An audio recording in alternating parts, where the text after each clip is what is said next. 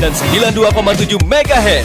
Facebook Pro1 Mataram, Instagram @Pro1Mataram, telepon 646521, WhatsApp 081 802 056000. Pro1 RRI Mataram, kanal informasi dan inspirasi.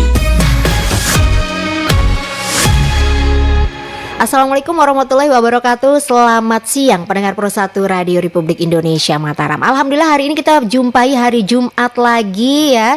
Jumat berkah kali ini selalu dihiasi dengan sharing tentang perkara hukum ini, untuk sama-sama kita belajar dan lebih memahami tentang hukum yang ada di negara kita. Dalam Indonesia Bisa di program Klinik Hukum edisi hari ini, tentu saja bersama teman setia Anda pendengar, narasumber yang selalu walaupun hujan, badai, terik, panas nggak pernah absen. Siapa lagi kalau bukan Bapak M. Fadil SS SHMH. Assalamualaikum Pak Komandan. Waalaikumsalam warahmatullahi wabarakatuh. Kita umumin minggu depan absen ya. Insya Allah Tanggal 11, 2 minggu lagi. 2 minggu lagi ya.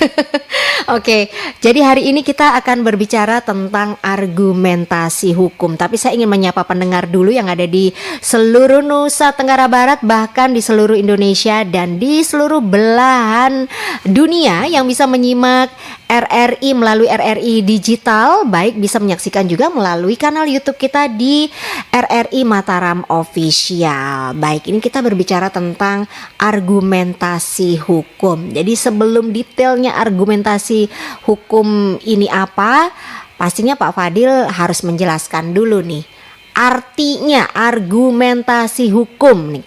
Ya. Sebelum kita ke argumentasi hukum, kita ke argumen saja lah. Oh gitu, argumentasi ya. Dulu ya. Argumen sebenarnya itu adalah argue. Kalau kita lihat kamus itu argue. Begejuh. Ya. Tetapi begejuh itu kalau di argumen itu begejuh itu yang mempunyai alasan untuk begejuh. Oh baik. Ya, artinya itu bahwa jadi kalau dibilang alasan-alasan ya. Tetapi argue itu rangkaian daripada alasan-alasan. Ya, sehingga argumen hukum itu adalah serangkaian alasan-alasan, misalnya untuk pembuktian. Nah itu, jadi argumentasi asal katanya argue, berdebat, ya. Sehingga argumentasi adalah sebenarnya untuk mempercayakan agar orang lain bisa percaya. Penjelasan dengan, gitu ya? Betul, dengan rangkaian penjelasan-penjelasan yang membuat orang bisa mempercayai. Ataupun kata lain adalah untuk meneguhkan pendapat atau alasan-alasan kita. Maka kita harus berargumentasi. Ya tentu argumentasi itu bisa untuk mendukung apa yang kita sampaikan, atau bisa saja untuk menolak hal-hal tertentu. Ya misalnya kita tidak sepakat dengan pendapatnya lawan bicara, maka kita keluarkan argumentasi kita. Nah itu makanya kalau dilihat daripada hakikat argumentasi ini, kita harus membuka ulang tentang latar belakang adanya argumentasi itu, dari siapa pencetusnya dan sebagainya. Kita harus bicara tentang Aristoteles. Kita ngatret dulu nih ya. Ngatret dulu dari tahun 349 sampai 322 sebelum Masehi. Ya Allah, itu udah ada ya Pak. Dari sana awal mula adanya argumentasi, karena situ Aristoteles membentuk sistematika logika, ya, yang menjurus kepada dialektika. Namanya dialektika itu berlawanan, ada kedua arah, sehingga terjadi istilah argumentasi. Dalam penyampaian menguatkan dalil-dalil kita ataupun pernyataan-pernyataan kita, maka harus kita ada argumentasi. Nah, lagi argumentasi lagi diperdalam, yaitu dasar-dasar untuk pembuktian. Nah, sehingga kalau orang membuat gugatan, alasan-alasan gugatan ini adalah, nah sebenarnya itu dia. mencari argumentasi nanti sehingga kita perlu pembuktian, sehingga penggugat itu dalam berperkara dia penggugat yang dibebankan untuk membuktikan. Ini tapi di pengadilan negeri ya, tidak halnya dengan lain halnya kalau di pengadilan tata usaha negara. Kalau di pengadilan tata usaha negara, kalau bersidang itu yang aktif membuktikan itu adalah hakim dan juga tergugat. Ya, itu yang ini. Yang harus kuat argumentasinya. Tetapi kalau di pengadilan negeri ya itu yang kuat argumentasi, yang kuat alasan-alasan, dan sampai pembuktian itu adalah ya penggugat di situ. Oke. Nah, maka dari situ kalau dulu untuk menguatkan premis-premis tentang pernyataan-pernyataan itu sampai kepada kesimpulan itulah cikal bakal dari argumentasi yang dicetus oleh Aristoteles. Bayangkan sebelum Masehi itu 322 sebelum Masehi. Nggak bisa ngebayangin itu kehidupan masa itu ya sebelum Masehi, tapi sudah terpikirkan betul, gitu ya. Ya. Dan aktivitas dari argumen ini sendiri tuh udah sering dilakukan masyarakat sebenarnya ya, baik di lingkup yang lebih kecil di rumah gitu udah terjadi tuh antara orang tua dan anak. Kan kecenderungnya misalnya orang tua mendakwa gitu ya. Tapi ini supaya kita ke topik. Tapi kalau argumentasi hukum itu dituntut agar argumentasi itu logis. Oh, baik. Ya, karena kan hukum tidak boleh dia hayalan. Nggak boleh misalnya asumsi. Nggak boleh asumsi. Oke. Ya, kalau asumsi bisa berakibat apa istilahnya fallacy of hypothesis. Itu kalau kita berasumsi. Nah, jadi kalau istilah asingnya fallacy of hipotesis itu adalah orang yang berargumen ya atau menguatkan dugaannya. Oke. Ya. Nah, itu kalau di hukum kurang tepat dalam hal itu sehingga orang yang menguatkan dugaannya itu dianggap palsi atau kesalahan berpikir. Nah, dalam argumentasi ini kita disarankan atau diharuskan untuk berbicara tentang argumen kita itu harus yang logis sehingga bisa menuju kepada peristiwa yang sebenarnya. Ya. Tapi argumentasi ini sebenarnya yang boleh melakukan itu siapa Pak Fadil? Apakah orang yang misalnya nih kalau dalam pengadilan yang dituduhkan lalu dia beri feedback gitu loh, ibarat kata ini ada cover both side, ada yang tertuduh, ada yang dituduh juga berhak menyampaikan argumen. Tapi apakah yang menuduh ini duluan gitu yang menyampaikan argumentasi atau seperti apa kalau dalam hukum? Sebagaimana yang saya sampaikan tadi, kalau persidangan di pengadilan negeri yang dibebankan kepada pembuktian itu atau argumentasi, membuktikan argumentasinya itu adalah yang menuduh. Yang menuduh. Kalau dia dulu yang menyampaikan argumennya. Kalau dalam hal pidana, maka JPU-nya yang harus membuktikan dulu. Berarti jaksa penuntut umumnya nih yang ngasih harus, argumen dulu. Argumen atau untuk membuktikan tuduhannya. Nah itu. Jadi itulah bedanya tadi dengan yang di pengadilan tata usaha negara. Dan kemudian memang nanti kalaupun sebagai tertuduh memang dikasih juga untuk berargumentasi. Tetapi nanti di terakhir di dalam pembelaannya dia membantah argumen yang disampaikan itu ya Pak. Betul. Makanya ada istilah terutama nanti yang untuk membantu jaksa harus ada saksi. Nah, saksi istilahnya itu kalau bahasa saksi charge, saksi yang memberatkan. Nah, kemudian yang tertuduh nanti juga berhak untuk menghadirkan saksi, namanya discharge, yang meringankan. Oke. Ya, sehingga seimbang antara yang menuduh sama yang tertuduh. Memang sih sama-sama mempunyai beban untuk pembuktian.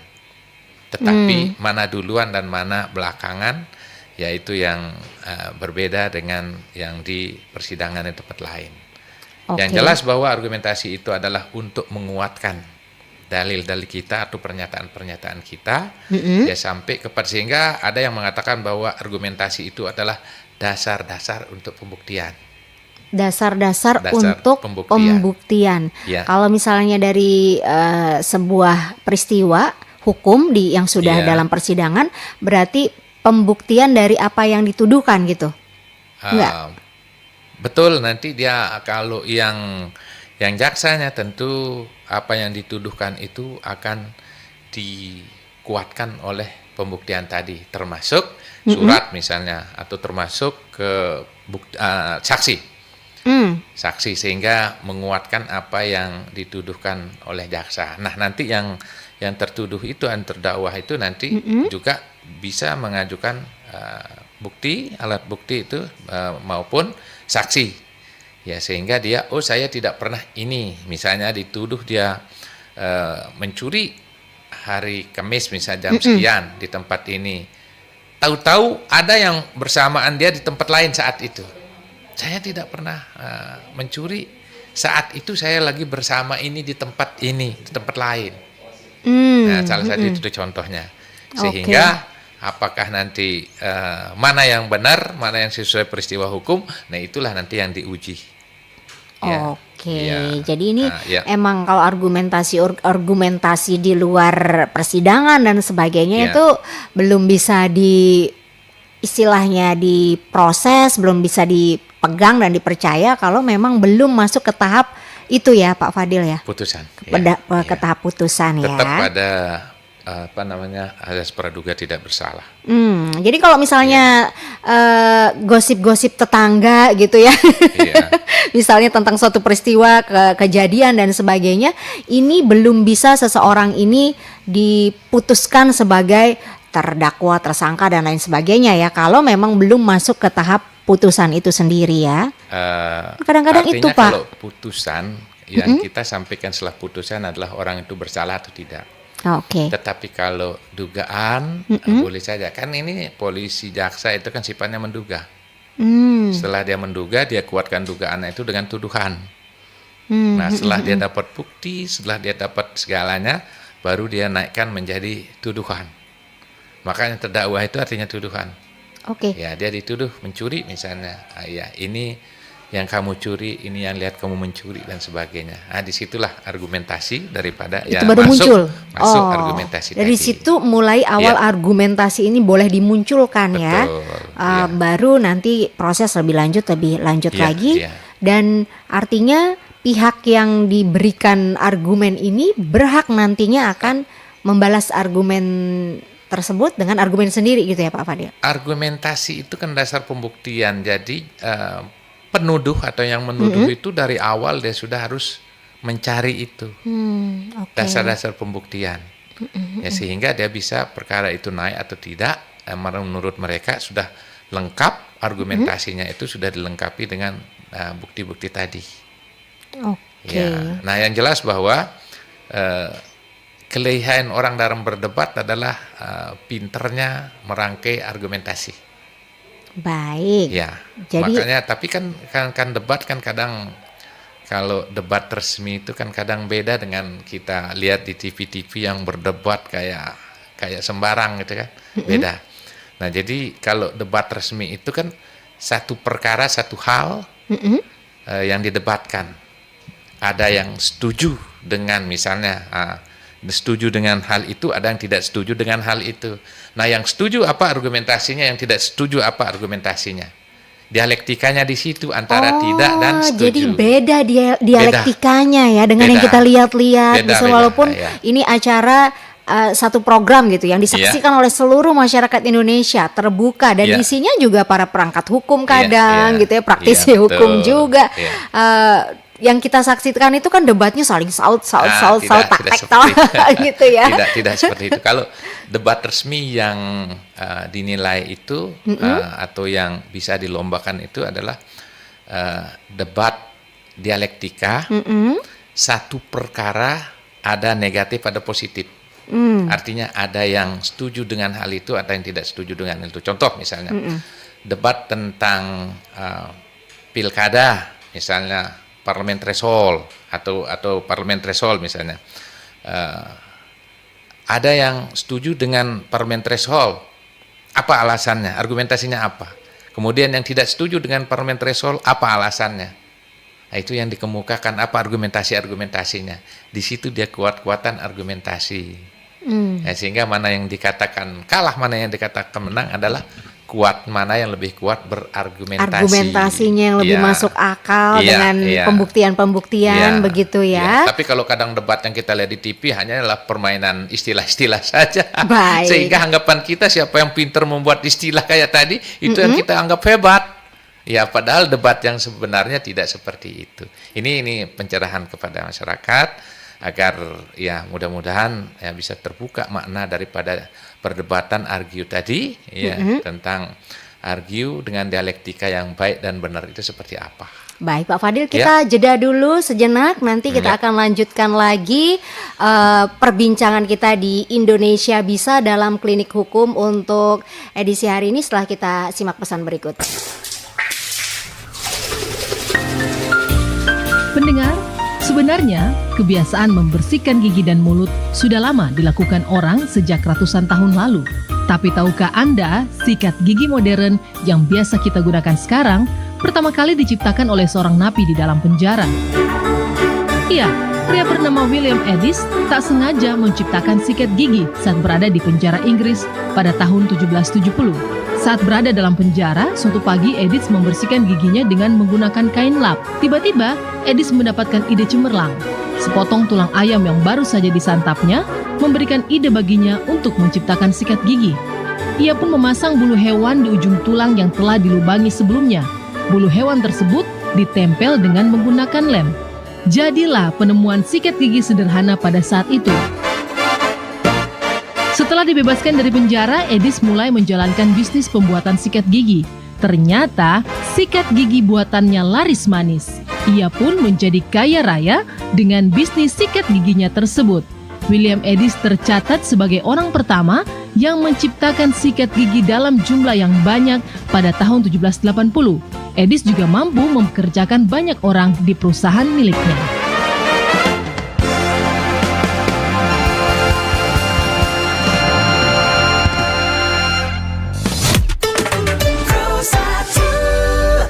Pendengar Pro 1 Radio Republik Indonesia Mataram, masih bersama saya Apriana Mahdan di Indonesia Bisa dalam program Klinik Hukum untuk edisi hari ini.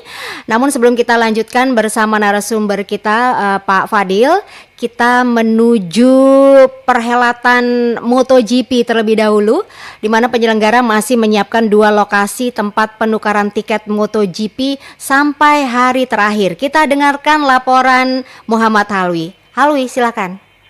Ya, rekan Apriana dan pendengar dari Mataram dimanapun saja berada, saat ini kami langsung melaporkan dari sirkuit Mandalika, di mana pada siang ini untuk sesi latihan para pembalap baik itu Moto2, Moto3 dan MotoGP sudah berlangsung, dan saat ini memang tengah berlangsung untuk sesi latihan pembalap MotoGP di sirkuit Mandalika. Dan perlu kami informasikan untuk para penonton MotoGP tahun 2024 ini, informasi dari panitia bahwa sampai dengan saat ini ada sekitar 70.000 lebih tiket yang sudah terjual. Dan bagi para penonton MotoGP yang akan menonton dan belum menukarkan tiketnya, panitia atau penyelenggara menyiapkan tempat penukaran tiket di beberapa lokasi. Adapun untuk lokasi pertama yaitu di ex Bandara Selaparang, yaitu di lapangan Rembiga, kemudian tempat penukaran kedua yaitu ada di dekat Bandara Internasional Lombok. Kemudian penukaran ketiga itu di Bazar Mandalika. Dan untuk penukaran sendiri memang di ex Bandara Selaparang sudah ditutup karena untuk penukaran di sana dibuka dari tanggal 20 sampai dengan 24 September. Dan untuk penukaran selanjutnya penyelenggara masih menyediakan 2 lokasi, yaitu pertama di Bazar Mandalika, kemudian di Gedung Walet, tepatnya di samping Bandara Internasional Lombok. Dan untuk jadwal penukaran sendiri sudah dilakukan tepatnya di Bazar Mandalika itu dari tanggal 24 sampai dengan tanggal 29 September 2024 dan berdasarkan kategori tiketnya terdapat 2 jenis penukaran yang bisa dilakukan di lokasi Bazar Mandalika ini. Yang pertama itu ada jadwal penukaran mulai dari tanggal 24 sampai dengan 29 ada jenis tiket Festival General Admission, kemudian ada regular grandstand baik itu tiket di grandstand C, D, E, F, G dan HI. Kemudian di premium grandstand itu untuk A, B, J, dan K. Kemudian untuk kedua, di sini yang bisa ditukarkan, jenis tiket yang bisa ditukarkan yaitu VIP Premier Class sama VIP Deluxe Class. Sementara di Gedung Walet, ini khususnya mungkin bagi para penonton yang belum tiba di Lombok dan baru tiba langsung dari bandara, bisa langsung menukarkan tiketnya di Gedung Walet, tepatnya di samping keluar Bandara Internasional Lombok. Dan jenis tiket yang bisa ditukarkan yaitu penukarannya mulai dari tanggal 24 sampai dengan 29 pada hari Minggu. Dan ini penukaran dibuka dari pagi sampai dengan siang hari. Dan adapun jenis tiket yang bisa ditukarkan di Gedung Walet itu ada Festival General Admission, Regular Grandstand, baik itu C, D, E, F, G, H, I, kemudian ada Premium Grandstand, ada A, B, J, dan K. Sementara untuk tiket lainnya yang bisa ditukarkan di Gedung Walet yaitu ada VIP Premier Class dan VIP Deluxe Class. Harapannya dengan adanya 2 titik penukaran untuk sampai dengan hari Minggu besok, para penonton bisa dimudahkan untuk menukarkan tiketnya. Dan adapun syarat-syarat untuk menukarkan tiket ini, panitia sudah menyiapkan. Yang pertama yaitu pembeli yang hendak menukarkan tiketnya itu wajib membawa e-voucher yang telah dikirimkan melalui email pribadi atau kontak lain yang didaftarkan saat membeli tiket. Kemudian para pembeli juga wajib membawa kartu identitas berupa KTP ataupun identitas lainnya yang digunakan saat pembelian ataupun identitas yang digunakan pada saat pembelian ya, sesuai dengan nama yang tertera di voucher. Kemudian jika pembeli menggunakan kartu kredit atas nama orang lain, maka wajib membawa fotokopi kartu kredit dan identitas pemilik kartu kredit tersebut saat menukarkan tiket. Dan perlu kami informasikan juga untuk calon atau penonton MotoGP, memang tahun ini penyelenggara menargetkan jumlah penonton yang akan hadir di sirkuit Mandalika selama 3 hari berturut-turut itu sebanyak 110.000 orang. Nah, target ini akan lebih banyak dibandingkan dengan tahun sebelumnya karena memang musim ini untuk balapan di sirkuit Mandalika ditaksir akan lebih seru dibandingkan pada seri atau balapan kedua pada tahun lalu. Dan harapannya para penonton juga bisa memaksimalkan pelayanan yang disiapkan oleh panitia maupun penyelenggara seperti shuttle bus gratis dan beberapa fasilitas gratis yang disiapkan oleh panitia ataupun penyelenggara. Dari sirkuit Mandalika, saya Muhammad Halwi, kami kembali ke studio. Baik, terima kasih rekan Halwi. Dan pendengar, terima kasih Anda masih terus memonitor Indonesia Bisa pada siang hari ini. Dan kita lanjutkan obrolan kita dengan Bapak Fadil yang masih setia menemani dengan topik kita argumentasi hukum. Sudah tadi dijelaskan tentang argumen sendiri, sejak kapan munculnya untuk yang baru bergabung. Dan perdebatan ini ternyata berbeda kalau udah di ruang sidang ya. Beda. Maksudnya perdebatan yang diadakan secara resmi, ya di misalnya salah satu lembaga mengadakan ada debat, misalnya debat konstitusi misalnya, ya itu tidak sebagaimana yang kita lihat di TV. Ya, kalau debat yang sering ditampilkan itu hanya entertain saja kan, gitu ya. Ya hanya menyampaikan istilah-istilah saja yang saling menjelaskan A dan B-nya seperti itu. Ya, kalau orang mengerti tentang bagaimana dialektika ataupun tentang debat yang sebenarnya, sebagaimana yang digariskan sama Aristoteles, ya itu kan sistem mengatur bagaimana logika itu bekerja, sehingga terjadi alur berpikir yang baik dan alur berpikir yang rasionalis dan sistematis. Itu sebenarnya fungsi daripada argumentasi itu, agar proses akal, sebenarnya argumentasi itu adalah proses akal untuk bagaimana kita menyampaikan sesuatu hal itu yang rasional. Oke, Ya. Tapi itu argumentasi resmi ini Pak Fadil, apakah itu berdasarkan hanya pendapat saja, misalnya perorangan nih dari yang mewakili satu kasus, Iya. kemudian anggaplah yang melapor dan terlapor ini ya. Iya. Jadi apakah yang argumen yang disampaikan itu adalah merupakan kuat-kuatan pendapat yang diolah menjadi statement yang logis gitu? Pikiran yang diolah menjadi suatu pendapat, ya. Oke. Ya, jadi kalau hal tentang apa yang disampaikan sama Bu Haja itu adalah pembuktian.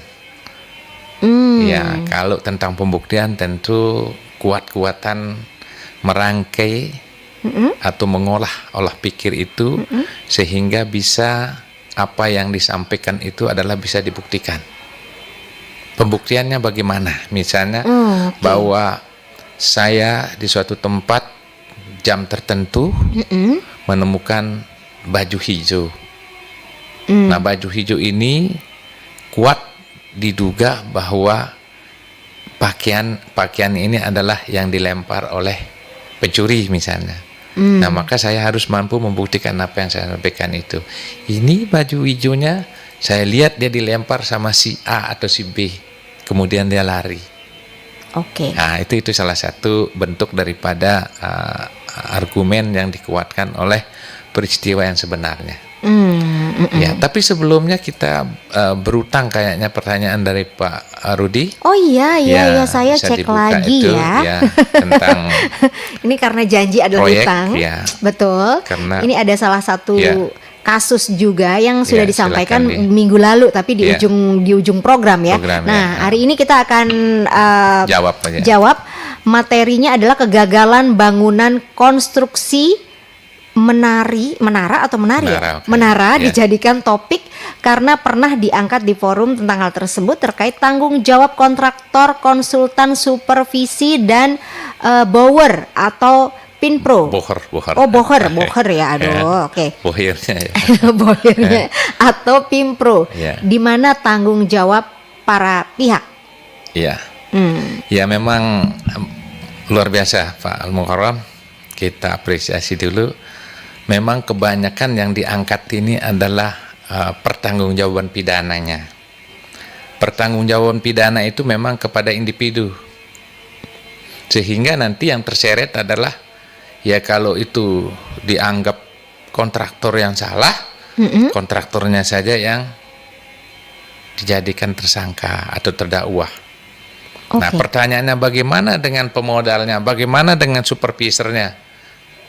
Supervisi kan sebenarnya bertanggung jawab tentang kualitas, baik volume dan sebagainya, itu kan memang dia harus bertanggung jawab. Sehingga harapan Pak Rudi ini adalah pertanggungjawaban bersama. Oke. Maka sebenarnya kita sepakat dengan apa yang dimauin atau yang diinginkan sama Pak Rudi, bahwa apabila konstruksi itu atau proyek itu dia kan tidak single person. Tetapi kan itu secara bersama-sama, dan sehingga ada di situ namanya perusahaan. Nanti yang akan menangani itu adalah perusahaan, dengan bahasa lainnya korporasi. Maka jarang sekali memang kita lihat pertanggungjawaban korporasi. Ini yang masih belum banyak diangkat. Nah, jadi ada istilah vicarious ability. Itu pertanggungjawaban korporasi, kemudian siapa yang vicarious itu, siapa yang mewakili pertanggungjawaban itu. Ini yang kadang jarang kita lihat terutama di anti korupsi ini, ya, di tindak pidana korupsi. Vicarious liability ini yang belum jarang atau belum dengar kita diangkat. Sehingga nanti kalau memang korporasi itu bertanggung jawab, maka kan korporasi itu tidak sendiri. Bagaimana proses atau mekanisme kerja daripada korporasi itu, itu sehingga bisa diminta pertanggungjawaban daripada supervisi tadi, baik dari supervisi internal maupun supervisi dari luar. Ya, karena dia mensupervisi pekerjaan daripada korporasi tadi. Ya, sehingga tidak saja hanya direkturnya saja yang dijadikan tersangka, ataupun hanya pengawas proyek aja saja yang disalahkan. karena hanya dia saja yang dianggap merugikan keuangan negara. Tetapi sebenarnya dengan cara bekerja mengawasi tidak patut atau tidak melakukan sesuatu karena mendapat sesuatu, itu kan mestinya harus bertanggung jawab secara korporasi, secara bersama-sama. Nah itulah, kalau secara bersama-sama itu maka pertanggungjawaban korporasi. Ya, korporasi itu ada seperti tadi, ada karyawannya, ada direkturnya, kemudian korporasi itu bekerja, kayak tadi PT itu bekerja kan ada pengawasnya, pengawas internal, pengawas eksternal dan sebagainya. Ya, bahkan yang punya proyek juga kan mempunyai pengawas. Itu yang diharapkan, bagaimana sehingga mutu ataupun kualitas daripada proyek atau konstruksi itu mestinya harus sebagaimana yang diharapkan, karena kita bersama-sama bertanggung jawab. Ini vicarious liability ini. Ini. Jadi kalau kita berbicara tentang pertanggungjawaban korporasi sebenarnya lebih luas lagi daripada pertanggungjawaban individu, karena ada strict liability, terus ada vicarious liability, ya, dan ada responsibility. Itu kalau itu disandingkan atau digabungkan, maka kualitas proyek itu bisa lebih baik daripada apa yang terjadi sekarang ini, saat ini. Ya, nanti pemeriksaannya selalu yang disalahkan adalah hanya yang bekerja saja. Tapi bagaimana dengan supervisi yang sebenarnya tanggung jawabnya kadang jarang disentuh atau kadang bisa saja dia lolos. Nah, kalau vicarious ini harus mencari semua itu, yang bekerja sama yang bertanggung jawab. Itu Pak Rudi. Jadi kita setuju kalau memang nanti mudah-mudahan para auditor ataupun jaksa ini harus pakai vicarious liability. Relius? Vicarious liability. Reliability. Ya, ada orang lain yang bertanggung jawab. Itu artinya itu. Misalnya kalau ini, tetapi kalau pidana tidak bisa misalnya, tetapi kalau di anak-anak misalnya bisa vicarious liability-nya itu orang tuanya atau tanggung jawab orang tuanya. Atau ada orang gitu lain ya? yang bertanggung jawab. Ya, sehingga korporasi itu kan tidak bisa bertanggung jawab kan karena dia bukan badan. Nah, tetapi ditangguhkan kepada orang lain. Nah, termasuk pekerjanya, termasuk yang bertanggung jawab. Itu sebenarnya harapan kita. Oke, kalau Jadi, dalam kasusnya ini, ya, berarti siapa? Semua gitu. Harusnya semua, sebagaimana yang ditentukan, yang ditulis sama Pak Rudi itu. Ya. Tetapi sistemnya pakai apa? Jangan sistem pidana biasa. Jangan pertanggungjawab responsibility biasa. Jangan pakai strict liability. Harus vicarious liability. Pertanggungjawaban oleh orang lain yang punya kewenangan tentang itu. Oke. Itu. Ya. Kalau dalam proyek itu sebenarnya siapa-siapa saja nih yang terlibat, Pak Fadil nih, kalau dalam pengurusan baik itu anggaran, material dan lain-lain tuh. Selama ini kan yang kita baca, yang kita tonton itu adalah paling direkturnya.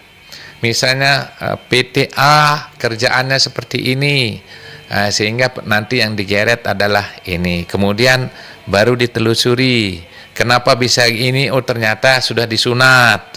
Anggaran yang sudah sunat, siapa yang nyunat? Ini PPK-nya ada ini, dari gitu. Dari sana dia. Baru pertanggungjawabannya secara individu. Tetapi sebenarnya kalau dia mau pakai vicarious liability itu lebih ini lagi, lebih waspada dari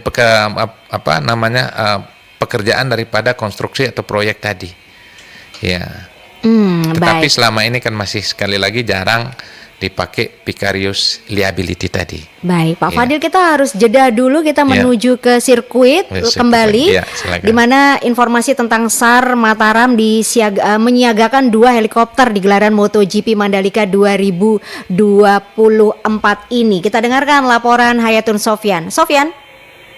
Ya, dalam mendukung kelancaran dan seluruh aktivitas kegiatan yang ada di gelaran MotoGP 2024 mulai 27 hingga 29 September ini, dengan keberadaan 2 helikopter ini nantinya akan mendukung seluruh kegiatan yang akan mengalami ataupun jika terjadi insiden terhadap kecelakaan yang menimpa para rider ataupun pembalap yang melakukan gelaran balapan di sirkuit Mandalika.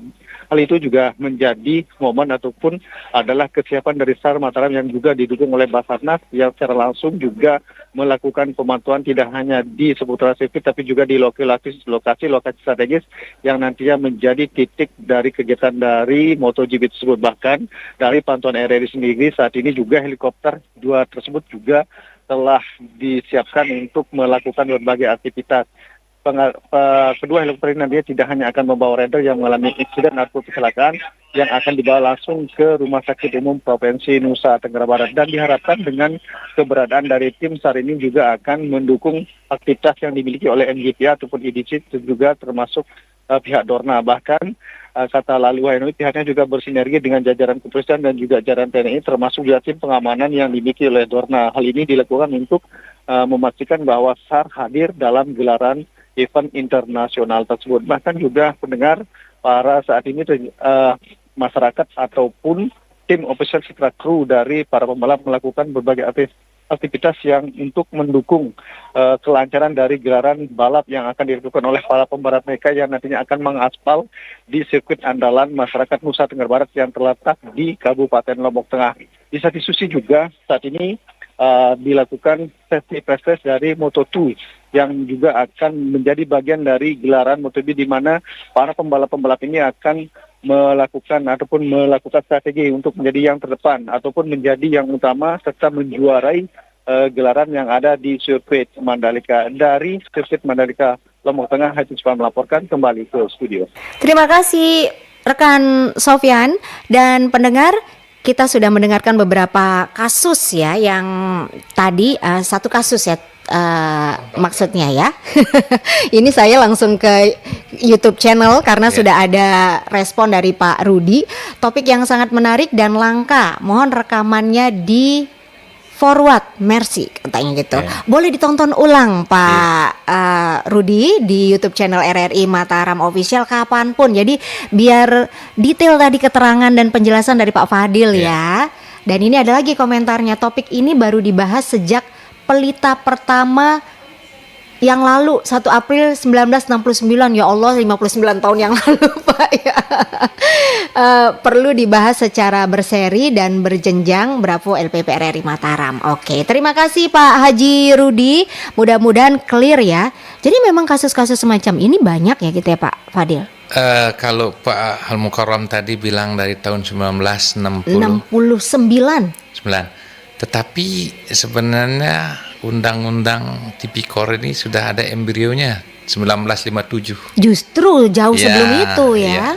1957. Sampai sekarang pasal 2 dan pasal 3 itu seperti itu. Ya, di copy paste sudah dari situnya. Jadi sebenarnya udah lama ini sudah ya. Lama, ada sudah lama, ini bibitnya, lama, embrionya ya, ibarat embrionya, kata. Ya.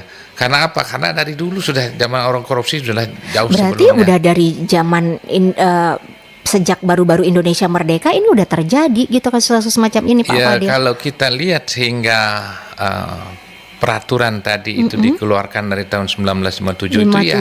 Iya. Artinya 13 tahun setelah pemerintahan ini terbentuk secara resmi gitu. Dari 45 sampai 1957 hanya 13 tahun. Iya, 13 tahun. Di situ sudah mulai itu. Sudah ada pasalnya dan sampai saat ini masih pasal itu yang dipakai. Persis. Oke, berarti kalau sudah mulai dibuat undang-undangnya ada pasalnya, emang peristiwanya sudah terjadi berarti dari. Makanya pertanyaan kita pasalnya sudah dari tahun zaman enak. Tapi kok masih saja orang ini, padahal artinya itu bahwa penjeratnya, rambu-rambunya juga sudah ada, tetapi masih aja orang yang masih korupsi. Nah tuh udah 59 tahun loh Pak Fadil. Iya betul, sehingga apa yang kita harapkan harus kualitas yang baik, tetapi ternyata tidak baik, ya seperti itu. Berarti ini tersendatnya, terganjalnya dalam implementasinya tuh di bagian mananya kira-kira kalau menurut Pak Fadil? ini Apa kalau kurang ini hukumannya atau apa sehingga efek jera yang diinginkan dari sebuah pasal dan lain sebagainya itu belum bisa maksimal? memang harapan daripada hukuman itu kan untuk membuat jerah Jerih kapok gitu ya. ataupun agar orang lain tidak berlaku seperti itu. Remedium ultimedium, artinya itu bahwa untuk contoh agar orang lain sebelumnya yang belum melakukan itu tidak melakukan. Ultimedium remedium. Ultimedium remedium. Ya, artinya itu bahwa agar orang lain takut, gitulah bahasa ininya. Tapi kan ternyata tidak seperti itu. Begitu juga bahwa sistem pemidanaan kan balas dendam sebenarnya dulu. Gimana tuh? Ya, artinya itu Balas bahwa kalau dia sudah melakukan kriminal, maka dia harus dibalas juga di dalam itu dengan kriminal, agar sepadan dengan apa yang dilakukan dengan apa yang dia terima. Kriminal harus dibalas dengan kriminal. Ya, Oke, artinya itu gimana tuh? sepadan dengan apa yang dia harus lakukan. Walaupun misalnya dia membunuh tetapi tidak dibunuh, tetapi paling tidak sepadan dengan apa yang perbuatannya itu mestinya dulu. Tetapi kan sistem pemidanaan sekarang kan berbeda. Sistem pemidanaan sekarang adalah untuk dilatih agar orang itu bisa kembali kepada jalan yang benar. Ya, tidak semata-mata balas dendam dengan apa yang diperbuat. Itu yang menjadi masalah juga. Oke, ini yang kita lakukan ini adalah argumen ya, bukan dalam proses hukum nih Pak Fadil. Maksudnya misalnya ada argumentasi yang muncul dari masyarakat terhadap sebuah ketentuan hukum yang mungkin dirasa penerapannya masih belum, atau mungkin hukum yang masih belum perfect. Itu bisa nggak dipakai argumen-argumen itu? Nah, ini masuk ke kata argumentasi masuk. Kenapa jalan masuknya bagaimana? Kenapa ada undang-undang tindak pidana korupsi? Lalu kita pasang argumentasi. Karena korupsi ini kan dari sebelumnya sudah banyak, bahkan banyak yang melakukan korupsi. Itu argumentasi. Ya, artinya itu untuk menguatkan apa yang kita sampaikan tadi, bahwa banyak orang korupsi padahal sudah ada undang-undangnya. Kenapa ada undang-undang? Karena untuk menjerat itu dan untuk mengasih pembelajaran bagi yang belum korupsi. Masuk istilah ultimedium remedium tadi. Ultimum ya, remedium tadi ya. Ultimedium remedium. Iya. Artinya itu agar orang tidak agar orang takut berbuat serupa ya. Ya, itu argumentasinya kenapa undang-undang itu berlaku atau kenapa dibikin undang-undang khusus tentang korupsi. Ya, nah di situ makanya dimasuk di dalam konsiderannya itu menimbang dan sebagainya, memperhatikan dan sebagainya. Itu termasuk salah satu bentuk argumentasi. Ya, alasan-alasan kenapa undang-undang itu diberlakukan. Nah, kemudian argumentasi kenapa sistem pemidanaan berubah dari pembalas dendaman dari pembalasan ke pembinaan. Ya, itu perlu juga argumentasinya. Argumentasinya ternyata walaupun sudah dibalas sistem pemidanaan pembalasan dendaman, ternyata tidak mengurangi terjadinya kejahatan. Dan tidak juga ini membuat efek jerah. Tidak membuat orang itu jerah atau tidak membuat efek jerah dengan sistem pemidanaan itu. Maka dicobalah lagi dengan sistem yang baru lagi dengan pembinaan, sehingga namanya LP. Lembaga kemasyarakatan. Jadi dia dibina, makanya siapa yang disiapkan di situ, siapa yang misalnya senang musik, agar nanti keluarnya menjadi pemusik, disiapkan band apa segala. Siapa yang bisa kerajinan, disiapkan, dilatih di situ, apa saja. Ya, sehingga diharapkan bahwa orang itu akan kembali lagi ke dunia yang baik, tidak ke dunia hitam lagi. Lain kalau dulu, ya sampai kalau kita ke Narmada, di bawah tempat ada menara pandang di situ, ada gedung, ada ruangan di situ, ruangan yang yang di bawah tanah itu dulu sebagai tempat orang di penjara. Betul-betul pembalasan kalau dulu. Ya kalau Bu Ajah ke sana, kalau mau naik lihat kolam dari atas Waduh. panggung Brugga itu, di bawahnya itu tuh penjara. Oh, Nah kayak seperti itulah. Nah, bisa kita bayangkan kalau penjara dulu betul-betul betul pembalas dendaman gitu dendaman. ya. Nah, iya. Nah, gitu memang. Kalau kita baca juga si Socrates, bagaimana dia di penjara dulu, ya, sehingga dia saking sakitnya di penjara, dia minum racun, akhirnya dia mati sendiri. Nah, itu lebih seru kayaknya, Pak. Iya. Nah, Aduh. itu Socrates itu. Ini Padahal kita- ahli pikir itu bisa juga dinyatakan bersalah oleh pengadilan. Karena pikirannya mungkin bisa mempengaruhi orang banyak gitu ya. Dia dituduh merubah pola pikir anak-anak muda. Ya, sehingga dia dinyatakan bersalah dan dipenjara. Karena di penjaranya itu terlalu menyakitkan, ya sehingga Jadi dia putuskan diri untuk minum racun, sehingga dia mati sendiri. Mengakhiri hidupnya sendiri mengakhiri ya. sendiri, itu. Pak Fadil, Itu topik ini Socrates, kayaknya ya. menarik banget ya. Banyak Ya. yang komentar juga ini dari Pak Haji Marianto. Lo katanya salam untuk Pak Fadil. Siapa? Pak Haji Marianto. Beliau bos bakso. Rumah bakso. Rumah bakso luar biasa. Jadi turut berkomentar juga, kata beliau nih acaranya keren banget tentang hukum. Salam untuk Pak Fadil dari sahabat lama katanya ya. Baik Pak. Pak Fadil, untuk kasus yang ternyata ini cukup menarik juga, ada kaitannya dengan argumentasi hukum juga yang tadi sudah disampaikan oleh Pak Haji Rudi, sudah disampaikan responnya Pak Haji Rudi nggih. Mudah-mudahan nanti di yang berikut-berikutnya sesuai dengan harapan Pak Haji Rudi ini kayaknya harus berjenjang gitu katanya Pak Fadil. Siap. Temanya yang ini terkait kasus itu ya. Namun Ya. Pak Fadil, kita harus akhiri klinik hukum kita untuk siang hari ini. Terima kasih banyak kehadirannya di kasih. studio. Waktu kami 1 kembalikan. menitnya jangan dikembalikan dulu Pak Siap, Fadil terkait siap, dengan ya. argumentasi hukum, silakan. Ya, pembicaraan kita tentang argumen tadi hukum itu adalah untuk merangkai alasan-alasan sehingga kita mempunyai alasan ataupun mempunyai patokan untuk meyakinkan orang lain tentang apa yang kita sampaikan. Nah, itu intinya. Dan terkait masalah pertanyaan Pak Rudi, itu kata kuncinya vicarious liability, dan hal-hal yang belum kita jawab kita siap saja nanti untuk minggu depannya. Terima kasih, waktu kami kembalikan. Baik, terima kasih kembali Pak Fadil atas kehadirannya di studio untuk sharing bersama pendengar kita di Pro 1 RRI Mataram. Sekaligus saya Apriana Mahdan undur diri dari ruang dengar Anda. Selamat siang. Wassalamualaikum warahmatullahi wabarakatuh. Pro 1